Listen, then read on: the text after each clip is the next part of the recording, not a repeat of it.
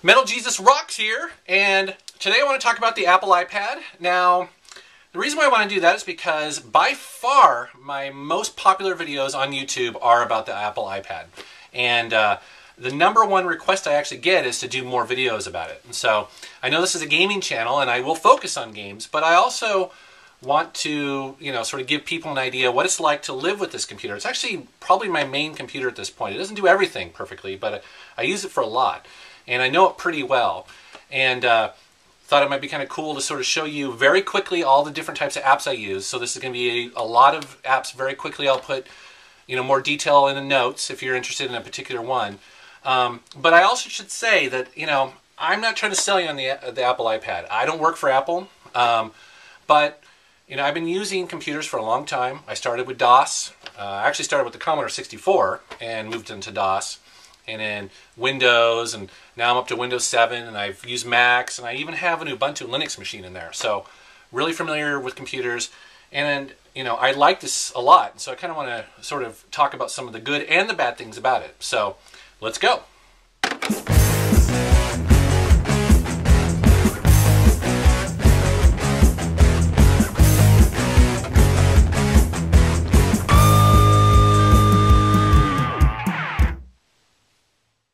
All right, now, I don't want to bore you right off the bat here, but I think I need to talk a little bit about email. I mean, a lot of people use email, and the email client on the iPad actually is really fantastic. Here you see, actually, I'm viewing my Gmail account, which is synced to it via IMAP.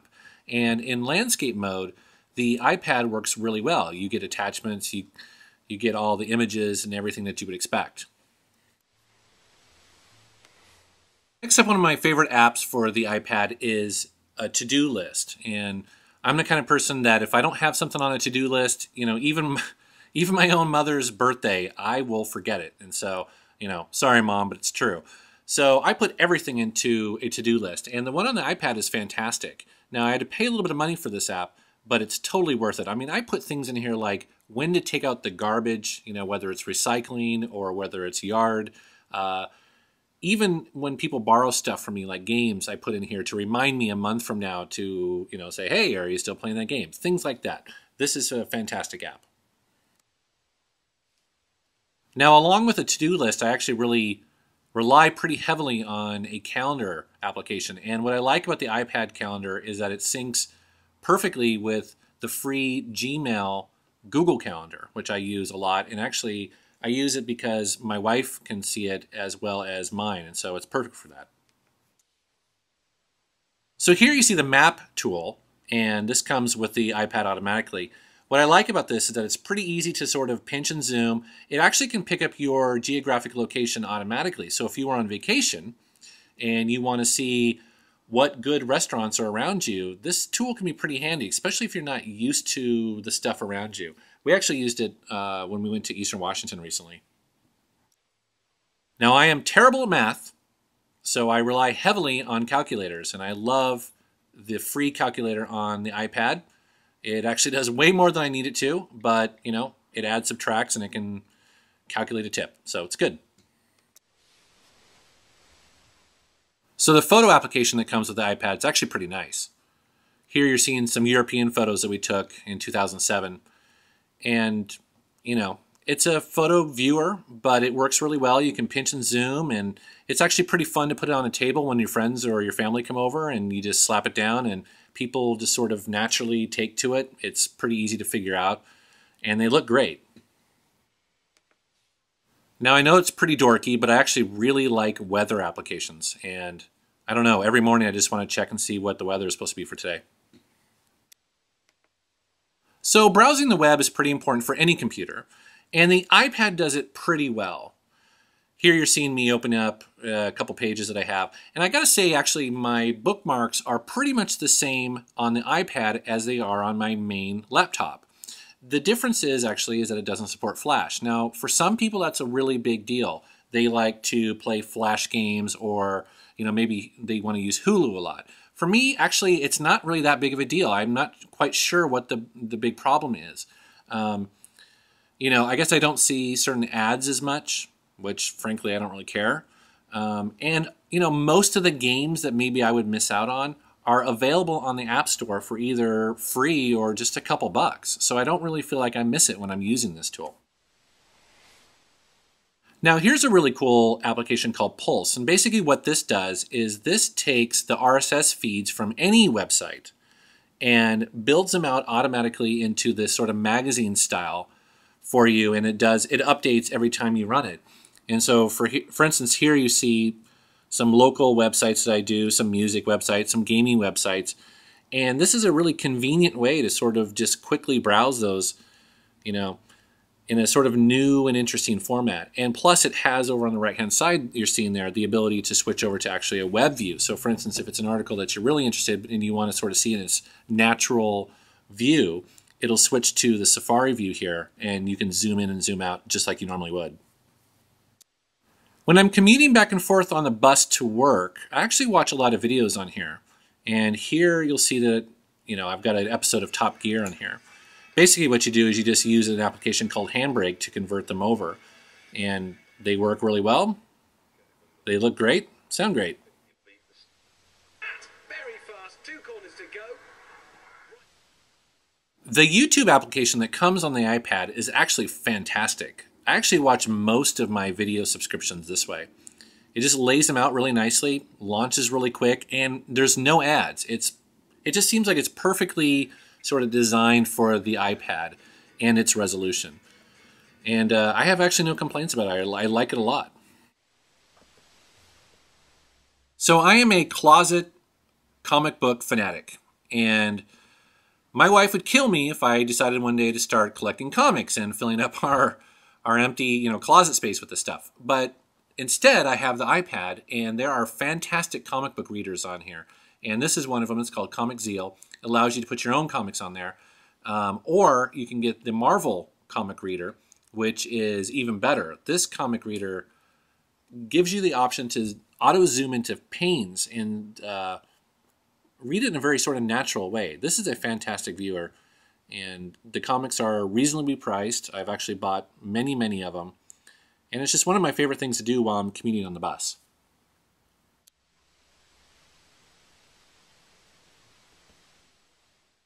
So there are several ebook readers on the market, including the Amazon Kindle and the Sony Reader. And I've read several books on the iPad now, and for the most part, I actually find it to be pretty excellent. Now, a lot of people will tell you, oh, well, it's got a shiny screen and you can't really read it in sunlight, and that is all true.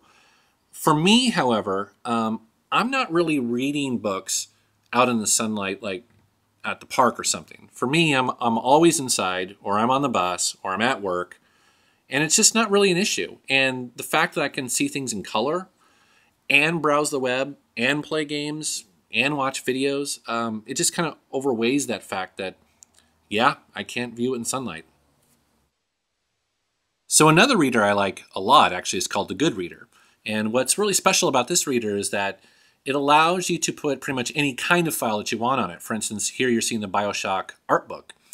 Basically, it's able to sync with Dropbox. And so, I put game manuals on here. I put anything really that I want to read, and in PDF format or doc or otherwise. And it works really well. Now, another application that gets quite a bit of use, surprisingly, I love movies, and we watch a lot of movies, especially through Netflix. And sometimes when you're watching a movie or a TV show and you're just like, who is that actress? What has she also been in? And because the iPad is sort of sitting on the coffee table and so easy to just start up, I launch the IMDB app all the time. And I'm always looking up, trivia for a movie that I'm watching on the TV, or who that actress was, or what that director was and what else that they did. It's actually pretty cool. So one of my favorite news readers is called Fluent News. And essentially what this does is aggregates all the major news websites into one spot and puts them into different categories. And it's just sort of a really quick way of reading all the top news. And you can always dig in further if you want to. And you can also bookmark and come back later. So it's pretty handy. So I mentioned I'm a pretty big movie buff, and one of my favorite applications for the iPad for movies is called Flixster. What's nice about this is that it always has the top film and DVD releases. It has trailers, it has photos, and even showtimes just for movies. So I've mentioned the Retro Gamer app in another video, but I wanted to come back to it. And the reason for it is because it's an example of a magazine subscription on the iPad. And I think this is actually the future. And while this app is not perfect, it is cheaper and it's way more convenient to, to carry all these different issues in one small space. And the app I use all the time is called Backgrounds. And this is a free app. And essentially what it does is just has a ton of different iPad formatted backgrounds that you can browse through. You can sort by popularity or different categories if you're into cars or actors or music or whatever, and basically just save them to the iPad and use them either as the lock screen or the background.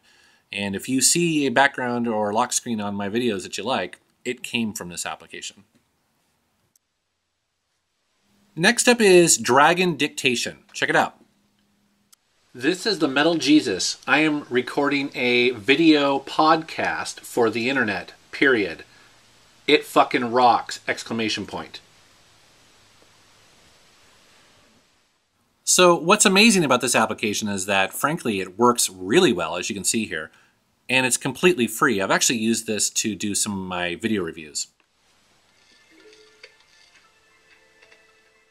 Alright, and finally I want to cover some of the games I've been playing on the iPad, and Plants vs. Zombies from Popcap is fantastic.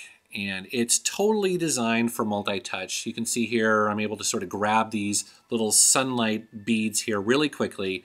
This game is super fun. It's kind of a tower defense type game if you haven't played it before, and highly, highly recommended. So here's a game called Hangman HD, but what's really interesting about this is that it jumps out onto the internet automatically and grabs like 150 different headlines from all the major news organizations around the world and then creates a Hangman game based on that. And it gives you a little hint at the bottom, and then it also allows you, once you solve it, to go to the actual news story and read more about it if you want to. Or you can just keep playing. It's actually really well done. So next up is a platformer called Ninjatown, Trees of Doom. The whole point of this game is basically to try to climb as high as you possibly can. It progressively gets more difficult, but what's actually really impressive about it is that it's completely randomized. No two games are exactly the same, and it's just really well made and a ton of fun. Another really popular iPad game is called Angry Birds, and essentially this is a physics-based kind of puzzle game where you have angry birds that are trying to take down the pigs that stole their eggs. And this is a pretty funny game, and it's based on physics, so there's a lot of trial and error, but it's a blast to play. I've put way too much time into it. Actually, my coworker has impressed me because he's actually finished all the levels. I have no idea how long that took him. So on the DS, you have the Brain Age series, which is fantastic, and I love them. On the iPad, Gameloft made Brain Challenge, which is basically exactly the same. And it works really well. It's not quite at the same level, I think, as far as, its authenticity, but it still has a ton of great mini games. It still sort of adds up how smart you are or how much you're progressing. And, it's nice if you have 5 or 10 minutes to just blow through a game really quick. All right, well, that's my overview of the Apple iPad. Now, some of the things I'd like to see in the future, it could use a little bit more RAM. Rendering web pages and going in between tabs is a little slow. I think with a little bit more RAM in the next version of it actually would help that greatly. I'd also like to get wireless syncing. Right now, if you want to put files on it, you have to physically connect it to your computer and use iTunes. It'd be really nice. It supports Wi-Fi if you could just basically do that wirelessly without actually having to connect it to something.